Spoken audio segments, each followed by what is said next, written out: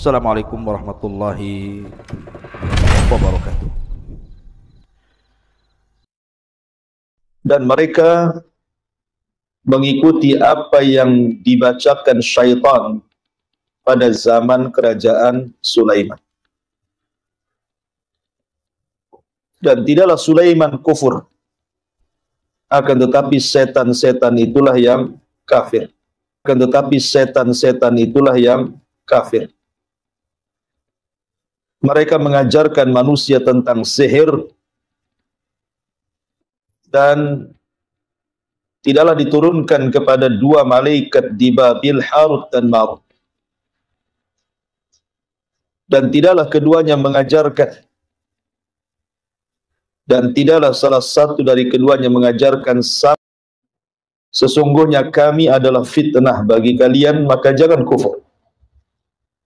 Maka mereka pun mempelajari dari keduanya apa yang bisa memisahkan antara suami istri. Dan tidaklah mereka mendatangkan madarat terhadap siapapun kecuali karena izin Allah. Dan mereka sedang mempelajari apa yang memadaratkan mereka dan tidak mendatangkan manfaat bagi mereka, dan sungguh mereka mengetahui barang siapa yang penjual hartanya dengan sihir, di akhirat dia tidak mendapatkan sedikit pun bagian. Dan sungguh buruk apa yang mereka jual belikan terhadap diri mereka, laukanu ya'lamun, kalau seandainya mereka paham dan mengetahui tentang hakikat sihir. Taib. Ayat ini bicara tentang sejarah sihir. Ada dua sebab nuzul kenapa ayat ini turun.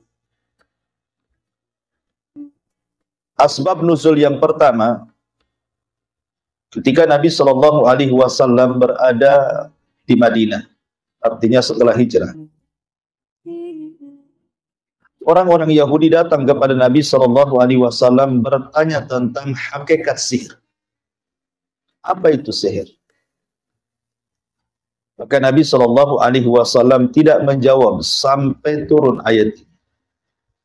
Ayat ini menjawab soalan orang-orang Yahudi yang bertanya kepada Rasul, apa itu sihir? Maka turunlah wattaba'u ma tatlu syayatin ala mulki Sulaiman ila akhiril ayat. Kemudian sebab nuzul yang kedua, di kota Madinah itu ada 3 kabilah Yahudi besar. Yang paling besar adalah Bani Qunaiqah, kemudian setelahnya Bani Nadir, kemudian setelahnya Bani Quraidah. Ketika 3 Yahudi ini mendengar bahwa di Mekah muncul seorang Nabi yang diwahyukan kepada Nabi tersebut, kemudian mereka mendengar tentang pandangan Nabi SAW yang ada di Mekah soal kenabian Sulaiman ibn Dawud, maka orang-orang Yahudi marah dan mengatakan bahwa Sulaiman itu bukan Nabi, tapi Sulaiman itu adalah tukang sihir. Kenapa kemudian orang Yahudi menuduh Sulaiman itu tukang sihir? Karena tidak mungkin seseorang mampu menundukkan awan, menundukkan bangsa jin, bisa bicara dengan semut, kemudian juga bisa mengerahkan tentara jin dan menundukkan jin, kecuali orang-orang yang punya sihir. Jadi orang-orang Yahudi menuduh bahwa Sulaiman itu tukang sihir, sementara kita dalam Islam mengatakan Sulaiman itulah seorang nabi, putra Daud alaihi salam. Maka untuk kemudian membantah dari perkataan orang-orang Yahudi yang menganggap Sulaiman itu kafir, turun ayat ini. Dan mereka mengikuti apa yang dibacakan setan-setan pada masa kerajaan Sulaiman. Wa ma kafara Sulaiman, Sulaiman tidak kafir. Artinya Sulaiman tidak mengajarkan sihir. Dari sini kita katakan bahwa sihir itu kekafiran. Karena Allah membahasakan wa ma kafara Sulaiman. Sulaiman tidak kafir, artinya Sulaiman tidak mengajarkan sihir yang kemudian menjadi kafir. Tetapi setan-setan itulah yang kafir, yang mengajarkan manusia terhadap sihir itu. Ini sebab nuzul yang kedua. Ada juga tambahan dari para ulama bahwa orang-orang Yahudi Madinah itu mereka sangat benci dengan Rasul dan para sahabat. Mereka sangat membencinya, apalagi dengan perkembangan Islam yang begitu pesat di kota Madinah. Jadi ketika mereka bertanya sesuatu, kemudian Nabi SAW menjawabnya dan benar jawabannya. Kemudian orang Yahudi mengatakan, siapa yang menurunkan wahyu? Malaikat siapa yang menurunkan wahyu? Kemudian Nabi SAW mengatakan Jibril. Sejak itulah kemudian mereka mencaci maki Jibril, bahkan mencaci maki Mikail, dan menuduh kedua malaikat ini yang mengajarkan sihir. Makanya di sini Allah mengatakan wa ma unzila 'alal malakaini. Ma di sini bukan mausul tetapi nafi. Dan tidaklah diturunkan kepada dua malaikat, maksudnya Jibril dan Mikail, untuk mengajarkan sihir. Ada juga yang berpendapat seperti itu. Intinya bahwa ayat ini menjelaskan tentang sejarah sihir. Baik, kita akan masuk pada tafsir. Di sini Allah mengatakan wattaba'u ma tatlu syayatin ala mulki Sulaiman. Dan mereka mengikuti apa yang dibacakan syaitan pada masa kerajaan Sulaiman. Nabi SAW menceritakan dalam sebuah hadis yang sahih bahwa di zaman Sulaiman atau di zaman sebelum Nabi Allah Sulaiman itu jin-jin itu biasa naik ke langit. Dan mereka punya pos-pos di atas awan.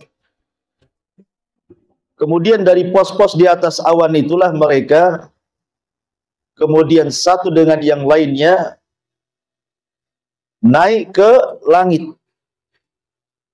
Kemudian mereka mendengar-dengar di bawah langit yang pertama itu seperti orang panjat pinang. Apabila kemudian yang paling atas yang dekat dengan langit pertama mendengar percakapan malaikat Jibril yang sedang menugaskan qada wal qadar dari Allah Subhanahu wa taala kepada para malaikat, karena Allah mengatakan fi kulli yaumin huwa fi sya'ni. Setiap hari itu Allah punya kesibukan. Ya, kesibukan Allah ya mewafatkan si fulan, menghidupkan si fulan, melahirkan si fulan, membuat bencana, membuat subur, membuat di dunia ini aktivitas tidak berhenti setiap hari. Itulah kesibukan Allah. Tapi tentu Allah Subhanahu wa taala ketika menghendaki sesuatu di bumi itu diutus tentaranya. Lah tentaranya itu para malaikat. Malaikatlah yang menurunkan hujan, menumbuhkan, menghidupkan, mematikan, dan begitu seterusnya atas perintah Allah. Lah yang pertama kali diperintahkan adalah Jibril untuk disampaikan tugas-tugas itu kepada para malaikat di langit pertama. Lah saat Jibril itu menugaskan tiap-tiap malaikat untuk melakukan sebuah kejadian di bumi, disitulah jin-jin yang dekat dengan langit yang pertama terkadang mendengar percakapan antar malaikat. Apabila mendapatkan satu kalimat, kemudian disampaikan kepada jin yang di bawahnya, kemudian disampaikan kepada jin yang di bawahnya lagi, dan begitu seterusnya sampai kepada pos jin yang ada di atas awan. Lah jin yang paling bawah yang ada di pos itulah yang kemudian turun ke bumi. Kemudian menjual perkataan itu ke para normal, para peramal, para dukun, dan begitu seterusnya. yang ada di bumi. Jadi sihir itu di Babil, di Irak itu luar biasa. Menyebar sangat pesat sekali. Kenapa demikian? Karena langit itu baru dicegat. Tidak boleh ada satupun jin yang mencuri dengar itu. Satupun jin yang mencuri dengar itu hanya ketika di zaman Nabi diutus. Artinya sebelum Nabi diutus, walaupun diutus para Nabi, jin itu masih bisa ke langit mencuri dengar gitu ya. Tetapi setelah Nabi SAW diutus, Allah Subhanahu wa Ta'ala fungsikan bintang untuk melempari setan yang ada di atas awan itu. Terkadang setan itu belum sampai ke atas, kemudian disambar oleh meteor-meteor dan mati. Terkadang sempat mendengar, kemudian tersambar meteor, tapi kalimatnya sudah disampaikan kepada jin yang di bawah. Tetapi di zaman Rasul murni langit itu terjaga. Tidak ada satupun jin yang naik ke langit karena setiap mereka naik pasti akan mati. Sambar dengan bola-bola api dari meteor itu. Sehingga kemudian iblis merasa ada masalah dengan langit. Sehingga kemudian iblis mengerahkan anak buahnya untuk mencari tahu ada apa, kenapa langit tidak bisa ditembus. Di sini ada cerita namanya jin Nasibin. Ada 7 jin atau 8 jin itu ketika mencari kabar tentang ada apa dengan langit, nyasar pula di kebun kurma. Ketika itu Rasulullah SAW baru pulang dari Taif dan ditolak dakwahnya. Diusir dari Taif, kemudian singgah di Wadi Nakhlah, lembah kurma. Lembah pohon kurma. Miliknya Utbah dan Syaibah dan Utbah. Keduanya putra Mughirah. Jadi Nabi SAW sholat subuh di situ. Kemudian jin-jin ini mendengarkan bacaan Al-Quran dan beriman. Sehingga Allah Subhanahu wa Ta'ala gambarkan dalam surah jin sendiri. Qul uhiya ilayya annahu istama'a nafarun minal jinni faqalu inna sami'na Qur'anan ajaba. Turun ayat ini, bahkan satu surat menjelaskan tentang masalah jin. Kemudian jin-jin ini pulang menjadi da'i dan berdakwah di kalangan jin di Yaman. Akhirnya banyak ribuan masuk Islam jin-jin. Yang ini saya ceritakan bahwa di zaman Nabi Sulaiman langit itu tidak dijaga. Jadi masih bisa jin-jin naik sehingga perdukunan dunia, perdukunan, sihir dan yang semacamnya itu menyebar di Irak, di Babil. Lah rusak-rusaknya Babil Irak ini dengan dunia perdukunan, diutuslah kepada mereka Nabi Sulaiman untuk memberantas kesyirikan. Karena tugas para nabi yang pertama kali adalah mengajak manusia untuk bertauhid. Sebagaimana di zaman Nabi Nuh alaihi salatu wassalam diutus kepada kaum yang menyekutukan Allah, menyembah patung Wad, Yaghus, Ya'uq, Nasar gitu ya, tersebar kesyirikan di zaman Nabi Nuh, diutus kepada mereka. Tetapi di zaman Nabi Sulaiman berbeda pula gitu. Jadi yang tersebar itu justru kesyirikan dalam bab sihir. Jadi banyak dukun-dukun, banyak orang datang ke dukun, percaya tangkal, percaya sihir, semuanya ada di zaman Babil Irak ini. Makanya diutus kepada mereka Nabi Sulaiman untuk memberantas dunia sihir itu. Dalam riwayat Abdullah bin Abbas radhiyallahu anhuma, ya, bahwa Nabi Allah Sulaiman itu punya sekretaris namanya Asif ibn Barkhiyah. Asif ibn Barkhiyah, tukang catatnya Sulaiman. Lah Nabi Allah Sulaiman mengutus Asif ibn Barkhiyah ini untuk mencari tukang-tukang sihir. Ya, kalau mereka tidak menyerahkan buku-buku sihir mereka bunuh. Kemudian mereka suruh bertobat. Akhirnya kemudian Asif ibn Barkhiyah ini dibekali tentara-tentara yang digerakkan Sulaiman mencari siapapun tukang sihir yang ada di Babil. Sehingga tidak ada satupun tukang sihir yang berani kepada Nabi Allah Sulaiman. Apalagi Nabi Sulaiman diberikan mukjizat yang tidak diberikan kepada para nabi sesudah dan sebelumnya. Bisa menundukkan jin, bisa menundukkan awan, bisa menundukkan angin, bisa menundukkan binatang-binatang, segala sesuatu atas kehendak Allah bisa ditundukkan. Akhirnya kemudian tukang-tukang sihir kan takut. Makanya Asif ibn Barkhiyah kemudian mengumpulkan kitab-kitab tukang-tukang sihir itu. kemudian oleh Sulaiman diletakkan di sebuah kotak dan dipendam di bawah singgasananya. Setelah Nabi Sulaiman mengancam, siapapun maniqtaraba minal jin, siapapun dari kalangan jin yang berani-berani mencuri kotak yang berisi tentang buku-buku tukang sihir ini, maka ku jamin dia terbakar. Tetapi siapapun dari kalangan manusia yang mengambilnya pasti kubur. Sehingga sejak Nabi Sulaiman berkuasa menjadi Nabi dan Rasul sekaligus menjadi raja dari Bani Israel, maka tidak ada satupun jin dan manusia mendekati singgasana Sulaiman, apalagi mencuri kotak yang berisi buku-buku sihir. Sejak itulah maka tidak ada lagi sihir, tidak ada lagi dunia perdukunan. Nabi Sulaiman berhasil memberantas seluruh dunia perdukunan, dunia sihir, dunia bomo dan yang semacam. Bersihlah bumi dari kesyirikan sihir. Lah setelah Allah Subhanahu wa taala takdirkan Nabi Allah Sulaiman meninggal dunia di atas kursi singgasananya. Bahkan saat meninggal dunia jin tidak tahu. Karena jin itu tidak tahu yang gaib kan gitu. Jadi Sulaiman itu ketahuannya meninggal itu setelah singgasananya roboh dimakan rakyat. Baru jin-jin itu mengakui gitu ya. Kalau dari dulu tahu Sulaiman mati katanya, ngapain kita sibuk-sibuk kerja? Terhina kita di hadapan Sulaiman. Karena jin takut dengan Sulaiman, terpaksa mereka kerja. Kalau enggak dihukum kan itu ya. Dari sini menunjukkan bahwa jin itu tidak tahu yang gaib. Sementara jin itu referensinya dukun-dukun. Nah, kalau jinnya saja rujukannya tidak tahu yang gaib, berarti dukun tidak tahu yang gaib, lebih parah gitu ya. Jadi kita katakan bahwa dukun itu para pendusta, ya, para penghibur. Lah kemudian setelah Sulaiman meninggal dunia dan orang-orang generasi pertama, maksudnya para ulama setelah Nabi Sulaiman juga sudah meninggal dunia. Jadi orang-orang yang bertauhid, yang mengikuti ajaran Sulaiman juga sudah meninggal dunia, sudah jauh zamannya. Sama dengan di zaman Nabi Nuh kan, zaman ketika murid-muridnya Wud, kemudian Suwa, Yagus masih hidup, belum disembah patung-patung itu. Kemudian setelah 3 generasi lewat, baru disembah. Jadi generasi pertama Sulaiman meninggal pun belum ada yang kemudian berani mengambil buku-buku sihir itu. Sampai ketika sudah tidak ada lagi orang muwahhid ahli tauhid, ulama-ulamanya sudah pada meninggal, iblis datang menjelma orang soleh.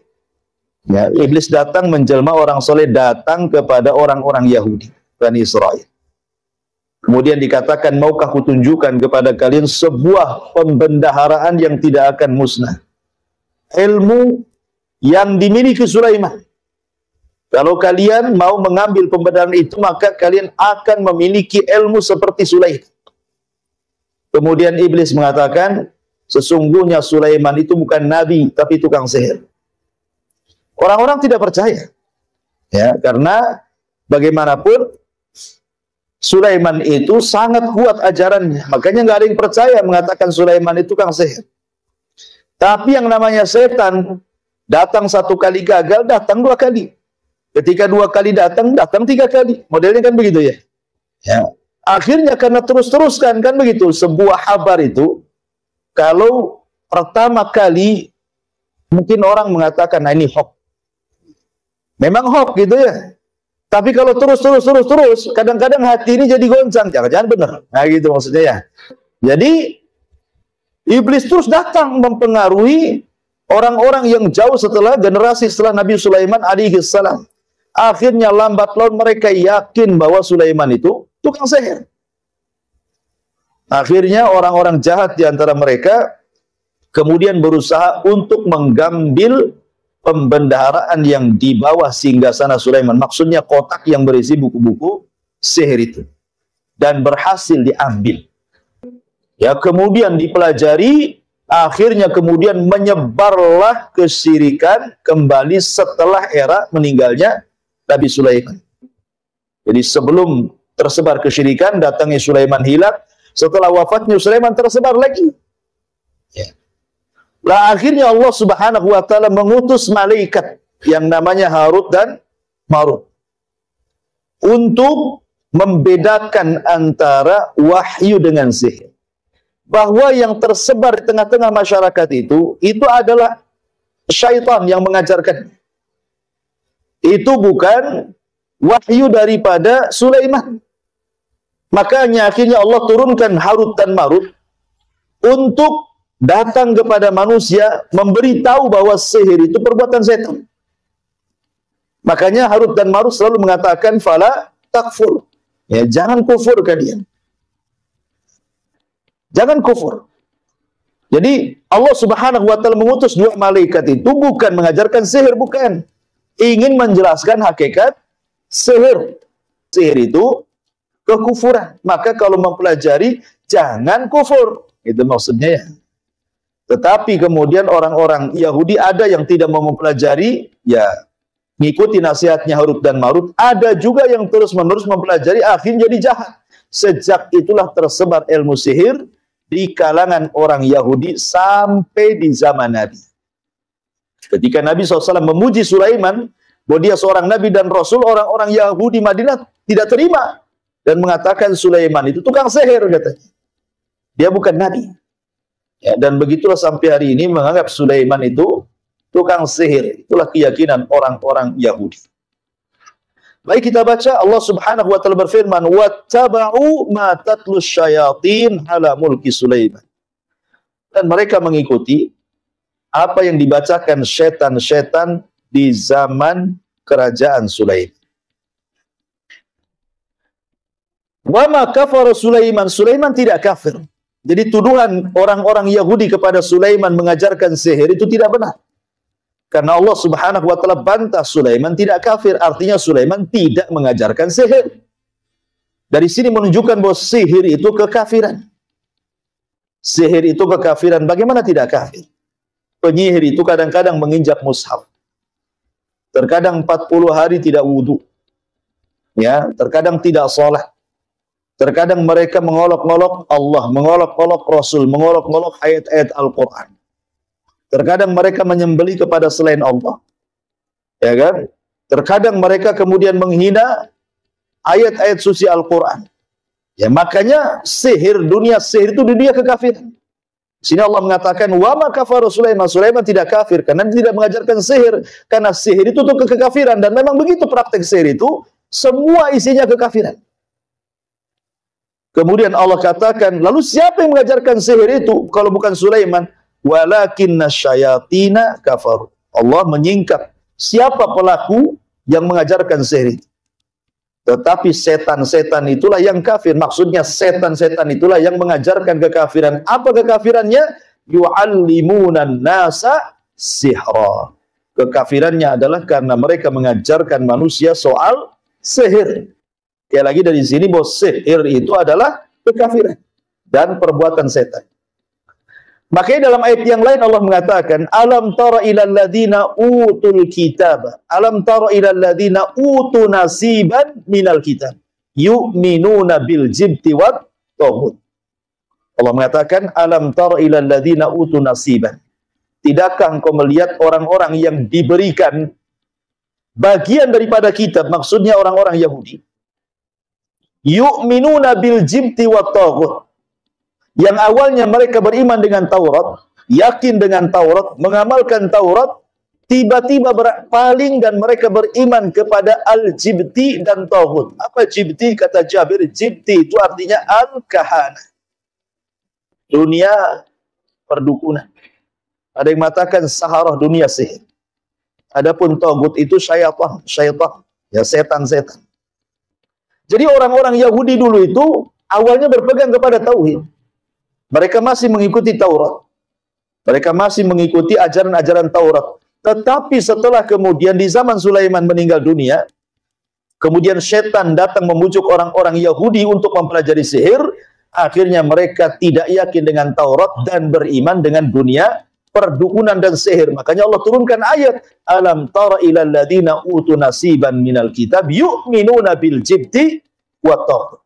Ya, mereka beriman dengan al-jibti, Dunia sihir, dunia dukun, dan juga togut bekerja sama dengan syaitan. Ya, karena setan inilah yang mengajarkan manusia sihir. Walakinna syayatina kafaru yu'allimuna nasa sihra. Tetapi setanlah yang kufur mengajarkan manusia. Wama, ada sebagian ulama mengatakan ma di sini ma mausul. Kalau ma mausul artinya adalah apa-apa dan apa-apa gitu ya. Umzila yang diturunkan kepada dua malaikat. Tetapi yang rajih wallahu alam ma di sini bukan mausul tetapi nafi, artinya tidak. Ma di sini artinya tidak. Wama dan tidaklah gitu artinya. Bukan dan apa-apa ya. Wama dan tidaklah unzila alal malakaini diturunkan kepada dua malaikat untuk mengajarkan sihir, mengajarkan kekufuran, tidak. Malaikat itu tidak diturunkan untuk mengajarkan kekufuran, untuk mengajarkan sihir, untuk mengajarkan kesyirikan, tidak. Bahkan mereka yang kemudian mengatakan kepada manusia jangan kufur. Ya, jangan kemudian mempelajari sihir. Mereka lah yang menyingkap hakikat sihir itu. Di Babil Harut wa Marut. Di Babil Harut dan Marut. Terjadi silang pendapat siapa Harut dan Marut. Ada tiga pendapat. Ada yang mengatakan Harut dan Marut itu adalah manusia. Saking solehnya, makanya disebut malakai ini dua malaikat. Jadi iblis itu datang kepada Harut dan Marut, merayu agar Harut dan Marut mengambil kotak di bawah singgasana Sulaiman. Kemudian Harut dan Marut pun mengikuti kemauan iblis, diambilnya kotak di bawah singgasana Sulaiman karena kata iblis itu adalah ilmu yang dimiliki Sulaiman. Akhirnya dipelajari oleh Harut dan Marut. Setelah tahu, kemudian setiap ada orang yang belajar kepada Harut dan Marut mengatakan, jangan, ini sihir, kalian bisa kufur. Kan itu ya. Tetapi ada juga yang maksa kemudian belajar kepada Harut dan Marut tentang sihir. Ini satu pendapat bahwa Harut dan Marut itu adalah manusia. Alasan mereka kalau dikatakan malaikat, mustahil malaikat mengajarkan sihir. Kemudian yang kedua, Harut dan Marut itu artinya jin. Ya, jin-jin itulah yang disebut dengan Harut dan Marut. Jin-jin yang jahat, yang hendak menyesatkan manusia dengan mengajarkan kepada manusia tentang sihir. Kemudian pendapat yang ketiga, Harut dan Marut itu malaikat. Dan ini juga yang dikuatkan oleh Syekh Shalih Fauzan dan juga yang lainnya. Lalu kenapa Allah Subhanahu wa taala turunkan malaikat untuk mengajarkan sihir? Bukan mengajarkan sihir, tidak. Karena malaikat ini mengatakan kepada orang-orang yang hendak belajar itu, jangan kalian kufur. Jadi diturunkan dua malaikat itu untuk ibtilah, untuk ujian kepada manusia. Jadi sengaja diturunkan Harut dan Marut itu. Jadi manusia diuji keimanan mereka. Ya, mereka mau bertahan dengan ajaran Taurat, ataukah mereka mau berpaling dari Taurat menjadi ajaran kesyirikan dengan mempelajari sihir kepada Harut dan Marut. Jadi Harut dan Marut diturunkan itu hanya untuk ujian. Bukan untuk mengajarkan sihir, tidak. Hanya untuk ujian manusia gitu ya. Apakah mereka tetap di atas tauhid ataukah mereka bergoyang tauhidnya? Karena manusia itu kan harus diuji keimanannya. Ya, untuk mengetahui ini keimanannya kokoh, ini enggak kokoh, ini sabar, ini benar, kan diuji. Macam mana cara ujinya kan gitu? Diuji ya dengan dikirimnya Harut dan Marut di sini. Rupanya banyak yang goyang iman. Ada yang tetap mereka tidak mau belajar sihir karena tahu sihir itu kesyirikan, tapi ada juga yang goyang akidah mereka. Ya, jadi turunnya malaikat sekali lagi lil ibtilah, untuk ujian saja. Bukan untuk mengajarkan sihir. Bukan itu maksudnya, karena Harut dan Marut pun kalau dikatakan malaikat tetap dia mengatakan fala takfur, jangan kufur. Jadi menunjukkan bahwa malaikat diturunkan oleh Allah itu hanya untuk menguji manusia, keimanan mereka sampai di mana. Ya, memegang Taurat mereka sampai di mana sehingga diturunkan Harut dan Marut. Kemudian Allah mengatakan, fayata'allamuna minhuma ma yufarriquna bihi bainal mar'i wa zawji.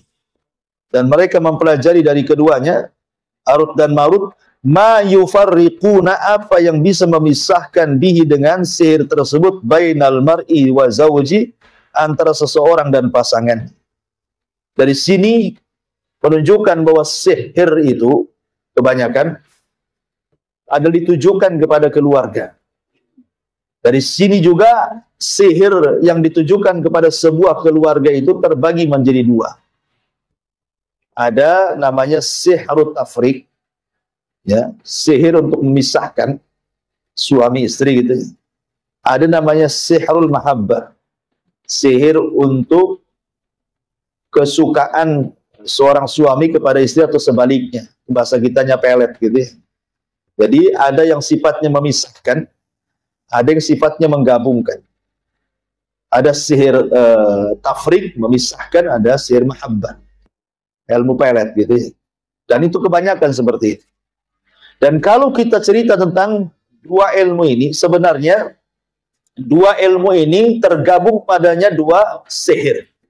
Pertama sihru takhyil, yang kedua sihru al-hakiki. Ya, sihir hayal dan juga sihir hakikat. Ya, karena sihir itu kan ada dua, ada yang sifatnya hayalan, ada yang sifatnya hakikat sihir itu. Yang sifatnya hayalan seperti sihir di zaman Nabi Musa. Ketika Nabi Musa berduel dengan tukang-tukang sihir Firaun, itu sifatnya sifat sihir hayalan. Karena tukang-tukang sihir yang melempar tambang, potongan-potongan tambang itu yang sudah dikasih obat kimia, kemudian mereka memantra-mantrai sehingga kemudian seolah-olah tambang itu bergerak-gerak sehingga dihayalkan kepada Musa bahwa itu ular yang hendak menyerah. Jadi ini sihir hayal sampai Nabi Musa pun terhipnotis tuh. Ketakutan kan? Tapi Allah Subhanahu wa taala mengatakan la takhaf. Jangan takut, kata Allah. Lemparkan saja tongkatmu. Akhirnya Musa pun melemparkan tongkat dan jadi ular besar, kemudian memakan semua bayangan-bayangan ular yang dibayangkan tukang sihir kepada Nabi Musa. Ini disebut sihir takhyil namanya. Ya, atau mungkin bahasa sekarang ini bisa disebut dengan hipnotis. Ya kan, hipnotis sebagian sihir. Ya bagaimana tidak sihir, orang ditepuk punggungnya, uangnya habis diambil. Diajak ngomong, toto-toto antingnya, gelangnya, kalungnya dikasih gitu. Apa yang kalau bukan sihir? Ya, hipnotis itu sihir. Walaupun orang-orang hipnoterapi itu nggak terima kalau hipnotis itu sihir. Sihir gimana? Apa yang tidak disebut sihir? Orang nggak sadar gitu. Kadang-kadang pakai media rokok gitu ya, sambil datang ke pasar, beli-beli, kemudian merokok, asapnya disemburkan ke pedagangnya, belum bayar, atau minta kembali. Kembalinya mana bu?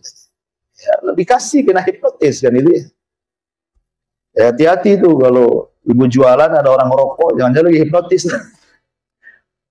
Jadi ma'asyiral muslimat yang dimuliakan Allah Azza wa Jalla, intinya bahwa sihir tahyil seperti itu, ataupun sihir tahyil itu umpamanya ada warung, datang ke dukun, dikasih semacam raja gitu ya, cimat, kemudian diletakkan karena ingin nyihir warung sebelahnya kok ramai sekali, akhirnya disembunyikan di warung sebelah, ditaruh, ditanam di depannya atau ditaruh di atapnya, pokoknya nggak ketahuan yang punya warung aja ya.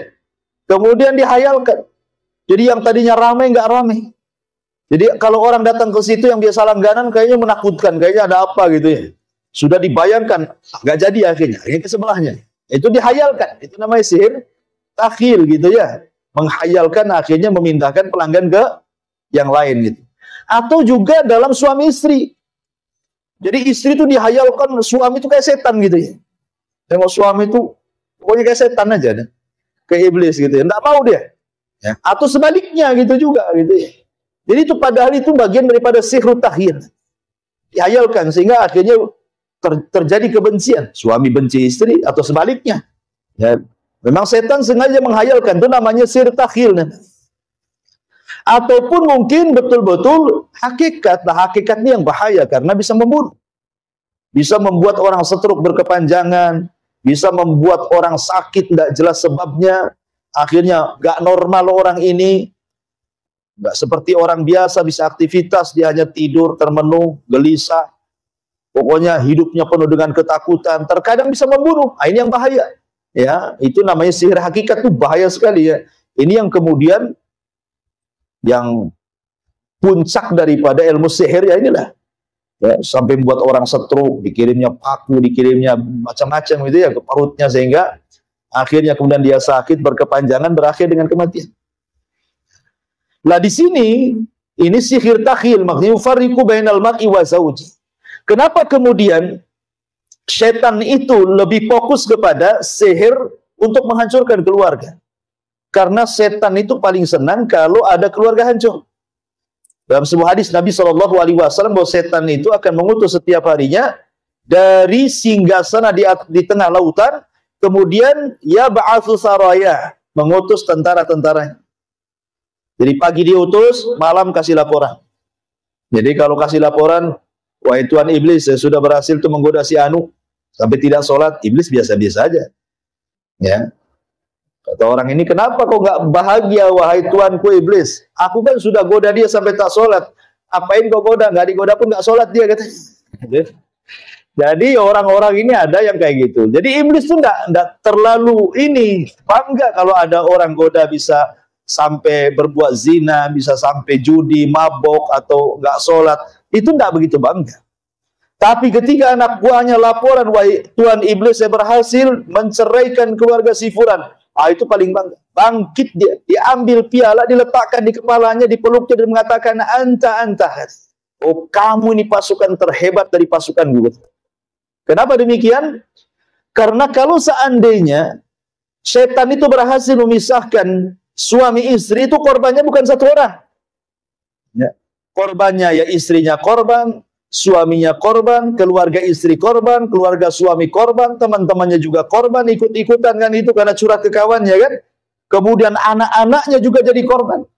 Terkadang anak-anaknya betul-betul ditelantarkan. Ya, ketika suami istri umpamanya menikah kemudian cerai punya anak. Kemudian istrinya kawin lagi, suaminya kawin lagi, anaknya bingung mau ikut siapa, diletakkan di neneknya. Iblis datang, "Nek, nak, kalau ibumu tidak mengakui kau anakmu, kau anaknya, atau bapakmu nggak mengakui kau anaknya, kau jadi anak setan aja lah, anak iblis saja." Jadi yang merawat iblis sejadinya. Itu maksudnya. Makanya banyak akhirnya anak-anak hasil dari perceraian kalau nggak bertanggung jawab keduanya jadi anak setan jadinya tuh. Karena jadi anak angkat setan kan jadinya. Nah dari situlah makanya setan suka. Ya. Kalau ada yang bercerai itu paling suka. Makanya kemudian difokuskan di sini, setan itu mengajarkan ma yufarriquna bihi bainal mar'i wa zawji. Ya, mereka mengajarkan apa yang bisa memisahkan antara suami istri. Kemudian Allah Subhanahu wa taala menjelaskan hakikat sihir. Ya. Wa ma hum bidharina bihi min ahadin illa biidznillah. Ingat bahwa hakikat sihir itu tidak akan memadaratkan siapapun. Karena sihir juga terjadi karena izin Allah. Satu dunia, Bu, ngomong sama ibu, saya sihir ibu, saya santet ibu, ya. Kalau tidak ditulis lauhil mahfud, ibu terkena santet, nggak akan bakalan dukun sukses. Sesakti apapun nyantet kita, tidak akan kena. Tapi kalau memang sudah ditulis, gitu ya, kita terkena santet, walaupun yang nyantet dukun abal-abal, pasti kena tuh. Karena sudah ditulis lauhil mahfud. Makanya Rasul mengatakan, kalau seandainya jin dan manusianya berkumpul, ala an yadhurruka, untuk memberikan madarat kepadamu, kata Rasul. La yadhurruka illa maqad katabahullahu lah. Maka tidak akan sampai madarat kepadamu, kecuali sudah dicatat Allah. Ya. Jadi nggak perlu takut, nggak perlu khawatir. Bahwa orang itu, kalau ada yang ngancam, tetangga ngancam, macam-macam sihir saja. Ya tinggal tawakal Allah, la haula wala quwata illa billah. Kalau bukan karena izin Allah tidak mungkin terjadi. Tapi jangan sombong pula. Hasillah kalau kau mampu. Nanti sombong pula masuk jin ya kena sihir, betul lah kan gitu. Maksudnya di sini bahwa kita harus yakin bahwa sihir tidak mungkin terjadi kecuali karena izin. Sekali lagi karena izin. Ya, orang yang beriman tidak takut sihir. Karena tidak mungkin terjadi kecuali karena izin Allah Subhanahu wa taala. Kemudian juga Allah menjelaskan hakikat sihir itu, wa yata'allamuna ma yadurruhum wa la yanfa'uhum. Bahwa sihir itu lebih banyak madarat dibandingkan manfaat. Jadi mempelajari sihir itu sama dengan mempelajari yang banyak mendatangkan madarat bagi dia dan orang yang datang ke dia dan orang yang disihir oleh dia, wa la yanfa'uhum, dan juga tidak mendatangkan manfaat sama sekali. Karena sihir itu kesyirikan. Tidak ada manfaat mempelajari itu. Justru terkadang memadaratkan bagi dia, keluarganya. Betapa banyak dukun-dukun itu kemudian menumbalkan keluarganya. Ya, anaknya jadi mati gitu ya. Kemudian istrinya juga jadi mati atau sebaliknya. Jadi intinya bahwa ilmu sihir itu tidak ada manfaatnya sama sekali, yang ada banyak madaratnya. Kemudian Allah menjelaskan tentang akibat, ya. Walaqad alimu laman ishtarahu ma lahu fil akhirati min khalaq. Dan sungguh mereka mengetahui barang siapa yang menjual hartanya demi mempelajari sihir, mempelajari kesyirikan, ya, malahu, tidaklah bagi dia fil akhirati, di akhirat, min khalaq, dari bagian, tidak ada dapat bagian.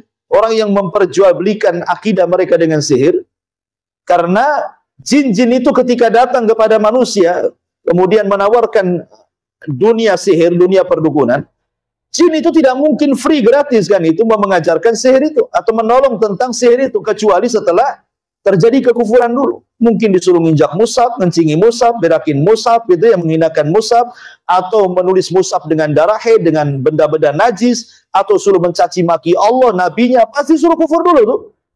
Ya, lah orang yang seperti ini ya jelas nggak akan dapat bagian di akhirat.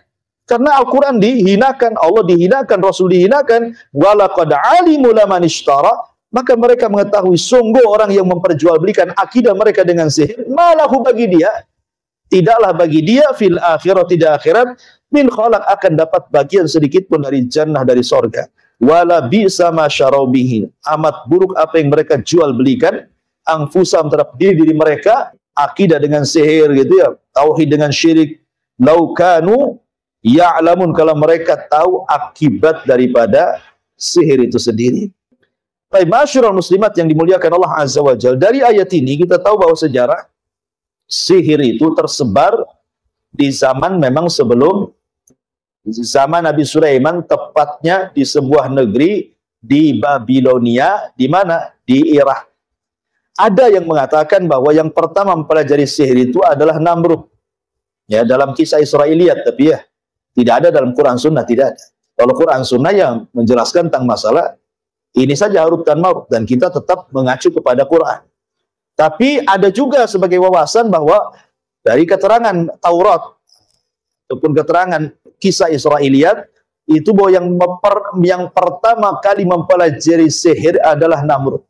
Jadi Namrud itu ketika sedang mandi bersama dayang-dayangnya, datang iblis dalam bentuk pak tua yang bungkuk membawa tongkat. Kemudian mengatakan, ya Namrud, ya maukah kau menjadi penguasa dunia? Ya, lebih hebat dibandingkan bapak. Dan Namrud, ya Namrud waktu itu belum yakin gitu. Lalu apa syaratnya? Syaratnya kau bunuh bapakmu. Nanti setelah itu ku ajarkan ilmu yang tidak pernah diajarkan kepada manusia untuk melanggengkan kekuasaan. Akhirnya kemudian Namrud marah sama kakek ini, sangka guyonan, akhirnya mau dibunuh, ya dibunuh kakek ini. Habis itu dibunuh semua dayang-dayang perempuan-perempuan di ruangan itu. Kemudian dengan marahnya dia masuk ke ruangan, rupanya ada kakek itu lagi hidup lagi. Ya. Kemudian dia mengatakan, kau tidak bisa membunuh. Dari situ Namrud yakin, wah ini bukan janji-janji hoak gitu ya. Akhirnya kemudian dibunuh bapaknya sama Namrud. Kemudian dibunuh bapaknya, dia datang ke sebuah tempat yang dijanjikan oleh iblis itu, diajarkan sihir. Nah, disitulah maka kenapa kekuasaan Namrud langgeng, karena dia adalah penyihir. Makanya dia ngaku Tuhan. Ya, dengan dibantu oleh syaitan, dan dia bisa sihir, kemudian dia ngaku Tuhan. Nah, diutus kepada Namrud Nabi Ibrahim.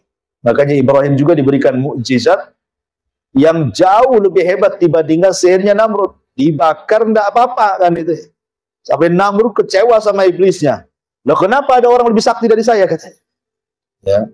Maka kemudian iblis merayu-rayu Namrud, itu sihir aja, itu sihir biasa itu tingkat anak-anak itu, katanya. Enggak usah ciut kamu kan. Jadi intinya ini kisah Israiliyat, enggak benar ya. Cuman memang tersebar kalau ibu baca di Google Map gitu ya. Biasanya kan kalau klik itu kan Mukidi itu siapa tuh yang di Google tuh. Kan ngasih tahu nanti kan di Google, karena segala sesuatu ada di Google itu. Klik apa saja keluar semuanya. Terkadang yang benar ya ada, yang nggak benar ada, yang hoax ada, yang macam-macam. Makanya harus dikasih tahu bahwa kalau ada kisah awal yang pertama kali mempelajari sihir Namrud kemudian dikisahkan tentang Israiliyat, ini nggak benar gitu ya. Ini hanya versi Israiliyat. Tapi versi Quran kembali kepada kisah Harut dan Marut. Ini yang lebih selamat, wallahu a'lam. Mungkin satu ayat dulu kita buat yang jawab saja, silakan.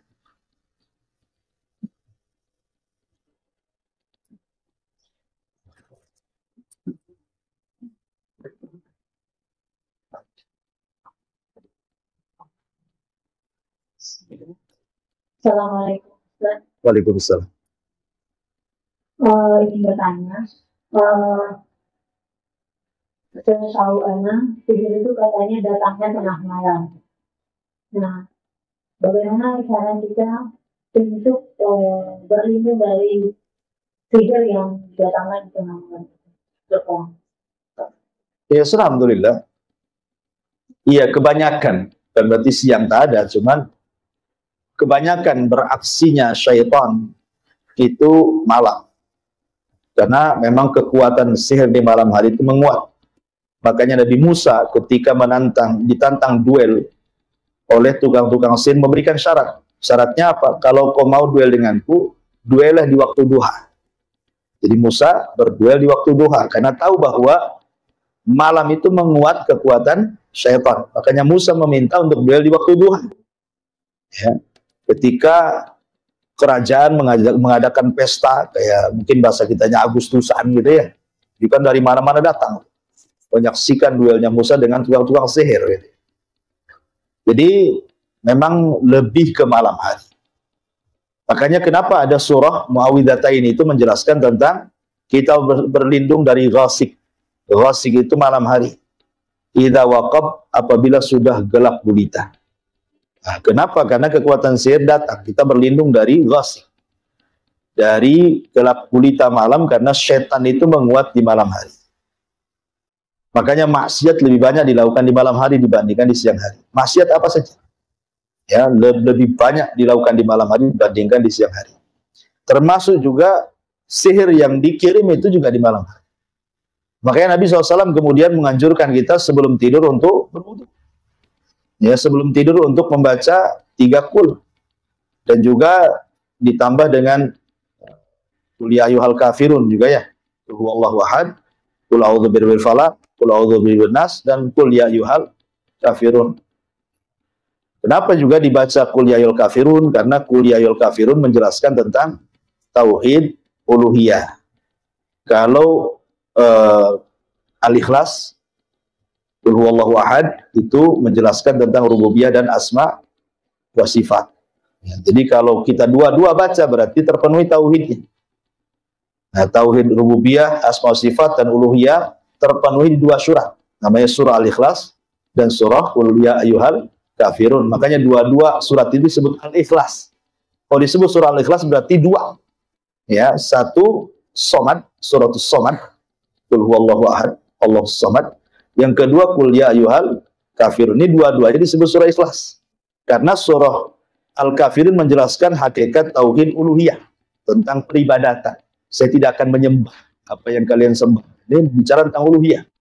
Tapi kalau Al-Ikhlas itu bicara tentang tauhidul ilm, tentang pengetahuan tentang rububiyah dan nama-nama dan sifat bagi Allah. Makanya orang yang membaca 2 surat ini seolah-olah melepaskan diri dari kemunafikan. Ya, itu begitu kata para ulama. Intinya bahwa kenapa dalam sebelum tidur kita disuruh seperti itu, habis itu diusap-usap, ya kan, dari kepala sampai kaki, ya kan, 3 kali. Itu salah satu fungsinya untuk menghindarkan dari sihir tadi. Dan kalau kita kemudian mimpi buruk, karena mimpi buruk bagian daripada sihir, orang yang ketika sudah doa kok masih juga mimpi gitu ya, mimpi yang nggak jelas, maka ada lagi caranya, dengan cara ta'awudz 3 kali meludah ke kiri, 3 kali, kemudian geser posisi tidur. Yang tadinya kepala di sini, nah ganti kepalanya di sini. Atau mungkin kalau yang punya suami ya gantian, Bang, kamu sebelah sini. Nah, diganti-ganti aja. Ya. Atau ibu yang ngalah di bawah kasur gitu. Yang penting ganti posisi lah. Ya, yang jangan di situ terus. Nah, itu juga salah satu. Kemudian setelah bangun pun berzikir. Kenapa? Kalau kita bangun berzikir untuk supaya menghilangkan ikatan setan yang ada di tengkuk. Karena kenapa kemudian setan itu bisa masuk ke badan? Karena ada pintunya. dan pintunya itu dari jin korin. Ya, kita ini kan setiap manusia ada korinnya. Jadi komunikasi jin yang dikirim tukang sihir berkomunikasi dengan jin korin. Jin korin yang ada pada badan kita. Lah kalau jin korin ini membukakan pintu lewat jalan darah, maka sihir itu akan masuk.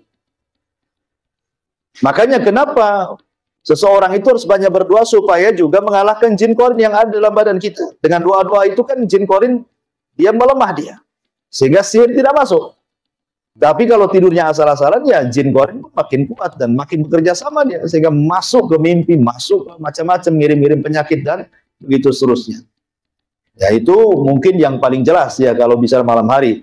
Yang secara umum ya kalau kita mau melanggengkan zikir pagi dan petang saja sebenarnya sudah cukup itu. Ya, dan ayat ini juga ayat yang luar biasa yang kita bahas di 102 ini. Sebab kalau dibacakan kepada orang yang kesurupan, pasti jinnya mati. Karena ini ayat bicara tentang hakikat sihir. Ayat ini bicara tentang menyingkap apa itu sihir, apa yang dilakukan setan itu. Makanya kalau orang meruqyah selalu baca ayat ini. Ya wattaba'u ma tatlu syayatin ala mulki Sulaiman, karena ini hakikat menyingkap hakikat sihir. Makanya jin paling takut dengan ayat ini. Jadi caranya seperti itu. Dan jangan lupa juga biasakan membaca Al-Quran, ya kan? Karena rumah yang tidak dibacakan Quran seperti rumah roboh, ya. Dan seperti kuburan yang tidak ada suara. Kata Rasulullah, taj'alu buyutakum maqabir. Jangan kau jadikan rumah kalian seperti kuburan. Dan jangan menggantungkan sesuatu yang bisa mengundang syaitan. Gambar-gambar yang bernyawa, patung-patung, dan begitu seterusnya. Kan itu kalau bisa dihilangkan dari rumah itu. Supaya malaikat rahmat turun ke rumah kita ya. Jangan pelihara anjing, ngapain anjing dipelihara. Wallahu a'lam.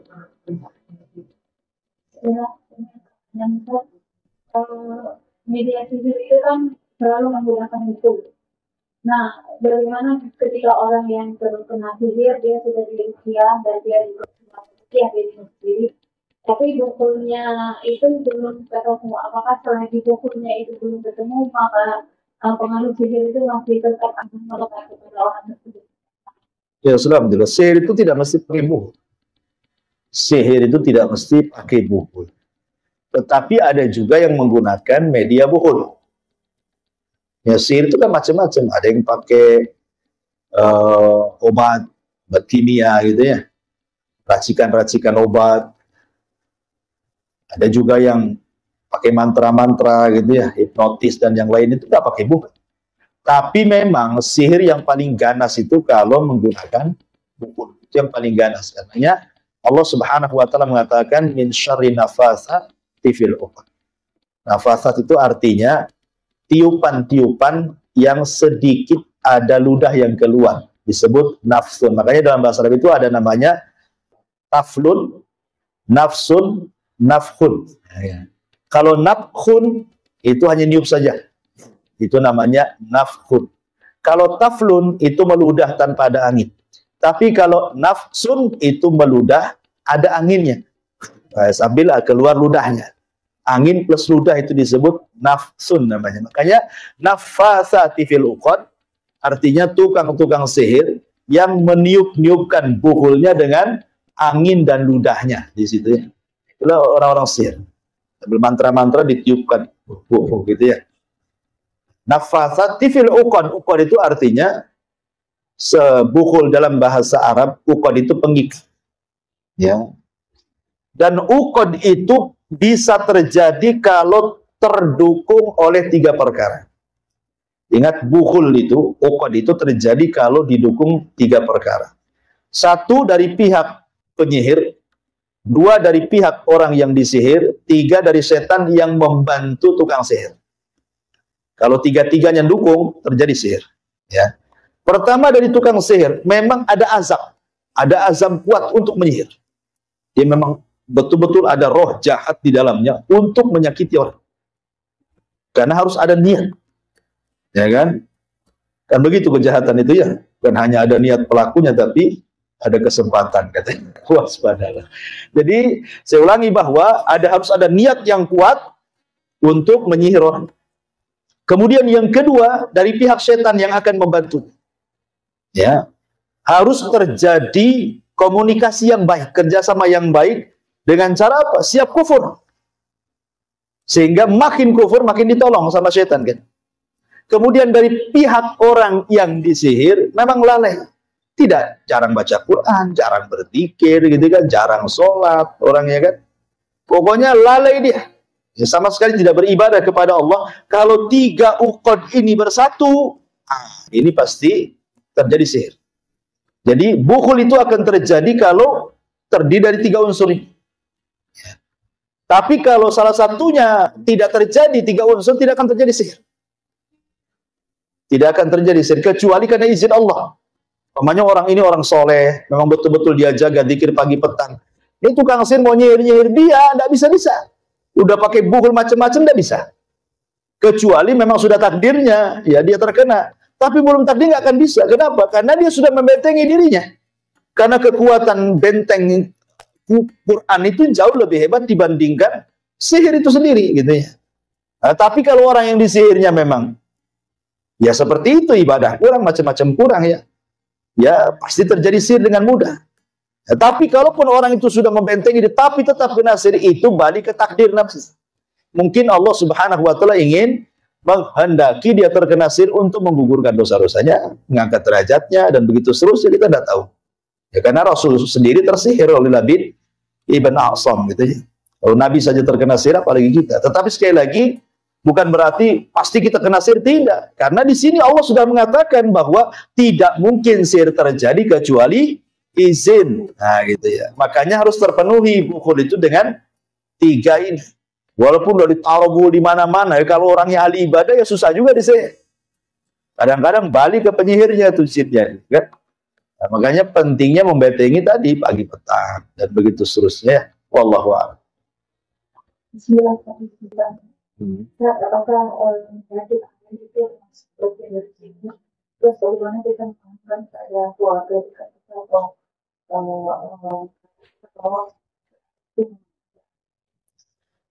penyakit ain itu muncul dari hasad.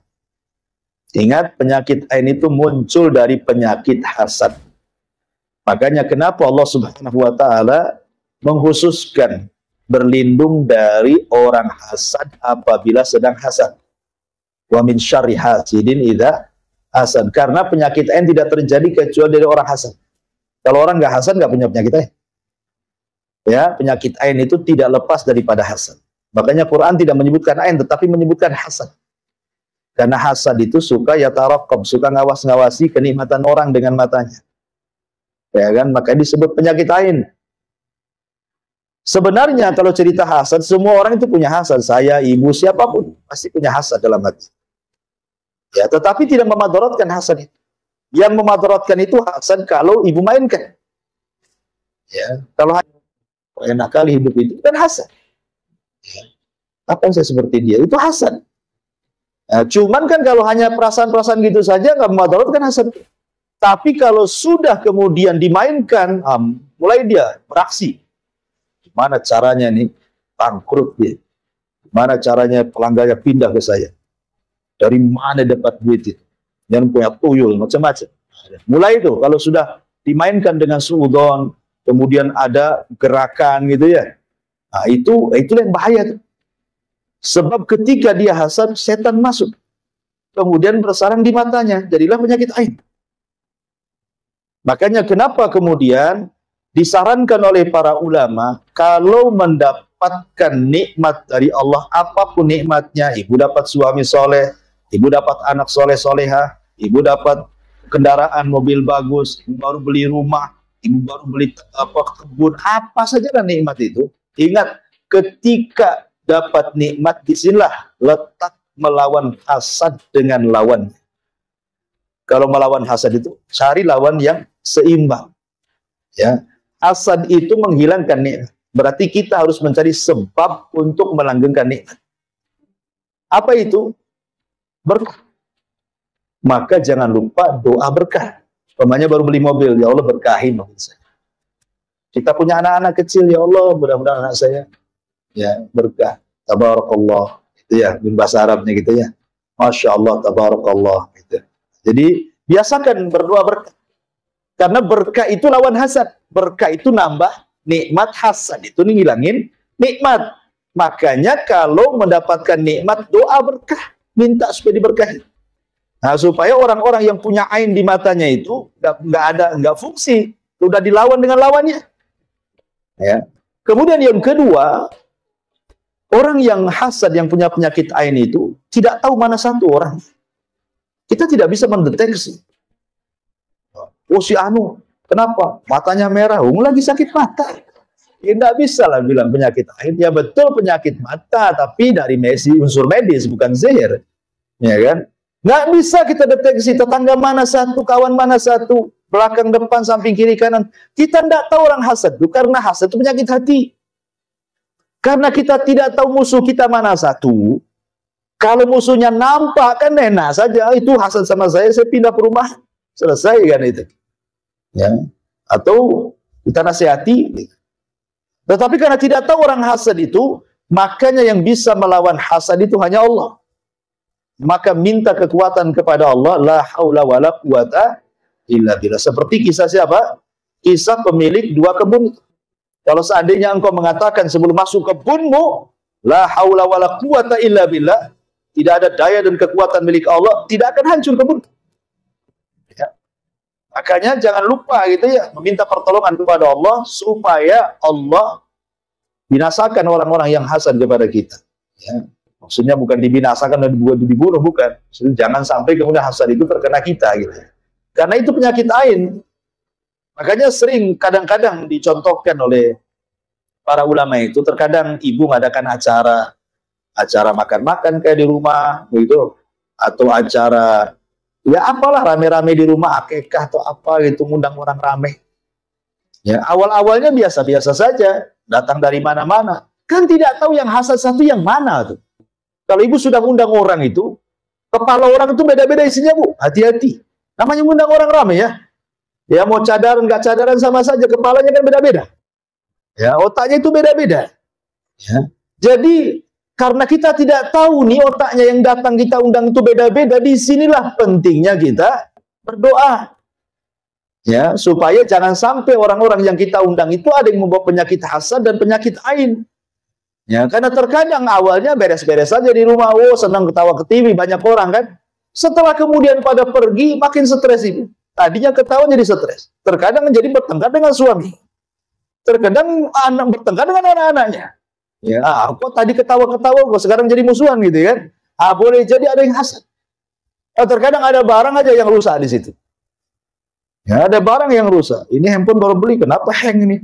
Jangan dilihat orang hasad kan.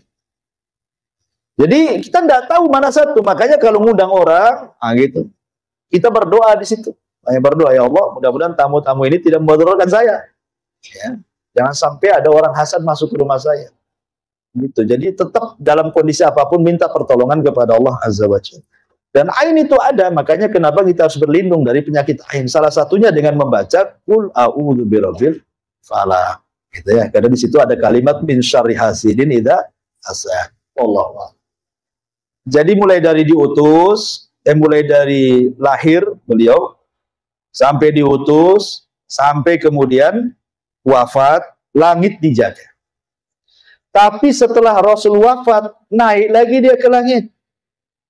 Ya, sampai sekarang makin banyak. Makin banyak, sehingga dunia perdukunan hari ini persis seperti dunia perdukunan di zaman jahiliyah. Di mana orang-orang jahiliyah itu menempatkan dukun itu sebagai orang mulia, rujukan. Kalau ada apa-apa datang ke dukun. Nah, di zaman sekarang gini juga. Ya, dukun itu kayaknya dikasih panggung, diundang ke podcast, kadang-kadang ya. Diundang ke YouTube, punya channelnya sendiri malah. Dukun. Diundang untuk pentas di televisi-televisi nasional kadang-kadang kan. Yang lebih heran lagi, kita tahu kenapa dukun-dukun itu punya panggung. Dari buzzer-buzzer yang komen kan. Di bawah itu. Coba lihat tuh. Namanya dukun siapa yang lagi viral tuh. Tengok komennya. Tidak semua menghujat. Ada juga yang takbir Allahu Akbar katanya. Apa yang dukun ditakbiri katanya kan. Maksud takbir itu kalau sholat jenazah tidak apa-apa. Allahu Akbar mati kamu gitu ya. Maksudnya sholat jenazah tidak apa-apa. Tapi kalau takbir memuji dia, subhanallah, mudah kasih kesehatan. Itu orang-orang yang nggak suka itu mereka iri. Apa ini ceritanya? Ya kan? Jadi kita tahu kenapa mereka itu masih punya hati dari ya kalau sekarang mudah dideteksinya. Karena komen-komen di bawahnya itu. Kalau dulu kan nggak ada handphone, susah tuh mendeteksinya. Sekarang udah ada komen-komen, sudah jelas dukun ini dukun palsu gitu ya, artinya settingan. Ada juga sampai sekarang yang muji dia loh. Udah terbongkar keduanya, masih juga dipuji-puji sebagian orang. Udah setan ya kan. Jadi ya seperti itulah dukun itu sampai sekarang. Dan sampai kiamat, dukun-dukun akan menjadi para pengikut Dajjal karena penghulunya dukun ya Dajjal. Dajjal itu penghulu dukun. Artinya terjaganya langit sampai wafatnya Nabi saja. Ya sekarang naik lagi lah, makanya banyak orang menghayal zaman sekarang kan. Para peramal itu. Wallahu a'lam. Jin korin itu sejak ibu lahir. Sejak ibu lahir, sejak saya lahir. Siapapun, mau ulama, mau kiai, mau ustadz, mau orang biasa, mau pengusaha, semua ada jin korinnya. Nabi sendiri ada jin korinnya. Cuman Nabi mengatakan, jin korinnya itu dalam riwayat, fa'aslam. Adapun jin korin diriku fa'aslam. Ada dua penafsiran para ulama hadis. Apa maksudnya fa'aslam di sini? Ada yang mengatakan jin korinnya Nabi masuk Islam. Ya, aslam di sini artinya masuk Islam. Jadi satu-satunya jin korin yang masuk Islam adalah jin Nabi Muhammad SAW. Ada yang mengatakan tidak masuk Islam. Aslam di sini artinya tunduk. Ya, artinya jin korin Rasul itu satu-satunya jin korin yang tunduk kepada Nabi. Dia tetap kafir, tapi dia tunduk tidak memadaratkan kepada Nabi. Tapi semua jin selain jin korin Nabi, itu mereka menghembus-hembuskan. Makanya sudah saya katakan, dalam badan kita ini ada 4 unsur, yang 2 pengaruh negatif, yang 2 pengaruh positif kan itu ya. Pengaruh negatif itu dari 2. Pertama dari hawa nafsu, yang kemudian dihembus-hembuskan sama jin korin. Itu 2 unsur negatif. Ya, jin menghembus-hembuskan hawa nafsu, suruh ammaratun bisu, berbuat jahat. Kalau unsur positif itu dari akal dan korin dari kalangan malaikat. Kan korin 2, ada jin dan malaikat. Dan manusia juga ada 2, ada hawa nafsu, ada akal. Ya, jadi kalau akal dan malaikat mengalahkan hawa nafsu dan jin korin, maka kita akan stabil hidupnya. Tapi kalau terbalik ya kan, maka kita akan jahat sejahat-jahat. Ya, itu korin. Dan itu sejak kapan jin korin ini kemudian berpisah? Ya sampai kita meninggal baru pisah. Lah jin korin ini setelah pisah dari orang yang dikorininya, tugasnya apa? Ya kembali kepada tugas dia, jin. Makanya terkadang ada orang yang sudah meninggal kemudian diisukan ke orang itu hidup lagi. Kamu tahu di mana? Iya, dia duduk di itu jembatan Ancol tuh katanya. Ya kan? Nah, itu yang duduk di jembatan Ancol itu bukan yang mati. Yang mati itu ya tidak mungkin hidup lagi. Jin korinnya, karena yang bisa menyerupai orang yang mati bentuk rupa itu jin korin, karena dia kan hari-hari sama kita. Jadi dia tahu bentuk kita seperti apa, dia tersakul seperti kita lebih mudah dibandingkan jin yang lain, gitu kan? Ya, karena tapi ingat jin tasyakul jin itu bukan berarti kemudian unsurnya hilang kemudian berubah bentuk, tidak, bukan begitu. Jin itu tidak bisa merubah bentuk dirinya sendiri. Dia harus datang ke dukun dari kalangan jin. Jadi dukun dari kalangan jin itulah yang memantra-mantrai jin ini supaya tasyakul, sehingga manusia melihatnya seolah-olah dia dalam bentuk manusia, dalam bentuk anjing, dalam bentuk. Kalau jin sendiri tidak bisa merubah dalam bentuk ciptaan Allah, tidak bisa.